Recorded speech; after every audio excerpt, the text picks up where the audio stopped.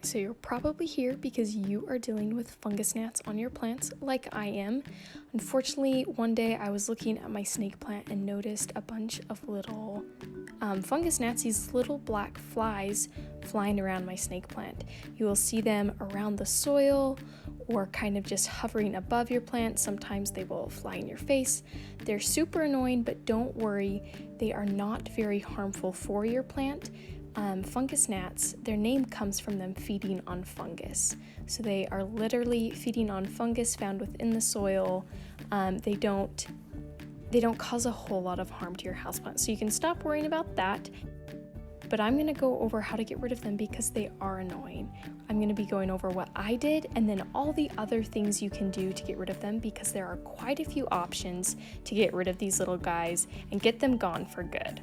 First of all, let's learn about the fungus gnat's life cycle so you understand why you're doing what you're doing. So the fungus gnat starts out as an egg. Usually it lives in the top few layers of your soil, just in the organic matter that's there. They start to activate and grow when the soil is very wet and moist, and they will go into their larva stage, and this is kind of where, if you have a ton of fungus gnats, the larva can be sort of a problem. It starts to feed on the roots and the fungus, like I said before. In general, though, a fungus gnat infestation doesn't get to be that bad to cause problems. After that, they start to hatch and they become the adults that are buzzing around your houseplant and are super annoying.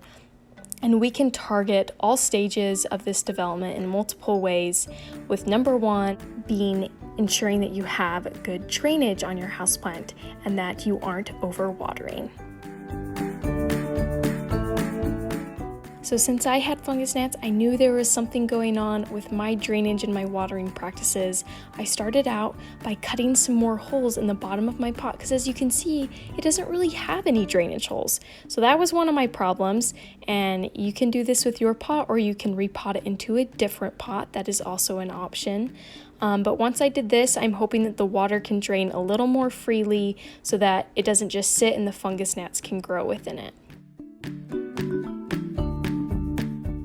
Step 2 of controlling your fungus gnats is to make a concoction of water, vinegar, and soap in a shallow dish or bowl.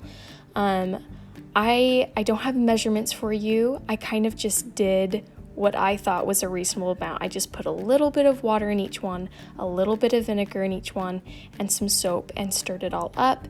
The fungus gnats will be attracted to the pungent smell of the vinegar, and they will literally stick to the top of these bowls full of water and vinegar and soap. They will be stuck there and die. I will show later on how many I caught using this method. It actually works really well. And yes, there are other ways to go about controlling the adult population, and I will show those in just a second. So I put one bowl right at the top next to my snake plant in hopes to catch them there, and then also one at the bottom because quite a few were buzzing around at the bottom of my snake plant. And just to show you how effective this can be, this is exactly one day later from when I set these bowls out. I probably need to add some more vinegar and water and soap to these because I need some more, since there are fungus gnats still kind of flying around.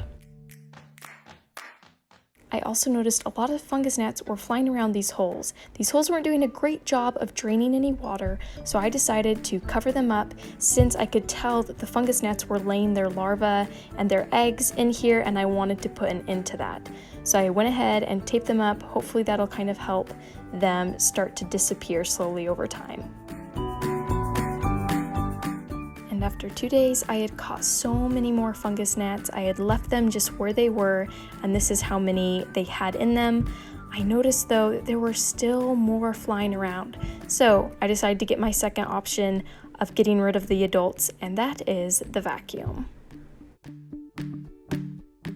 So this method is obviously very effective. It basically just depends on how well you suck them all up. It can be a little difficult since they love to hang around the soil. If you get the vacuum too close, obviously you will start to suck up soil, and you don't want that, but it worked pretty well for me as long as I kept it up above and around the leaves. have a really bad infestation, you can get rid of the eggs and the larva stages of the fungus gnat by just simply taking out all the soil and replacing it, or maybe just replacing those top layers where they are mostly found. That can really be a huge hit to these fungus gnats and get them gone as well. Another option is to use these yellow sticky traps. They are very effective at catching bugs. I would say they're just as effective as using the bowl of vinegar water. The bugs are attracted to the yellow of the card, land on them, and then they will be stuck there and die. Another thing you can do is cover your drainage holes entirely. I showed those ones on the side. I covered them up with tape because they weren't doing much, but I also am thinking I need to cover up these bottom ones with some sort of synthetic fabric, because I've noticed the flies going in and out, and they can and will lay eggs there in the bottom too. So make sure you are covering up your drainage holes, but not so much that that water can't get out. Another option to get rid of your fungus gnats is to completely get rid of your soil and just use a soilless media such as leca. That is definitely an option that you can do as well. And of course, there are always insecticides that you can use to control these, such as this one. I will include links in the description, or there are even predatory nematodes that will target the larva stages of your fungus gnats and kill them that way. Thank you guys so much for watching. As always, I do encourage you to subscribe if you are interested in more houseplant care tips. I'm always trying to come out with new and great content. Thank you guys.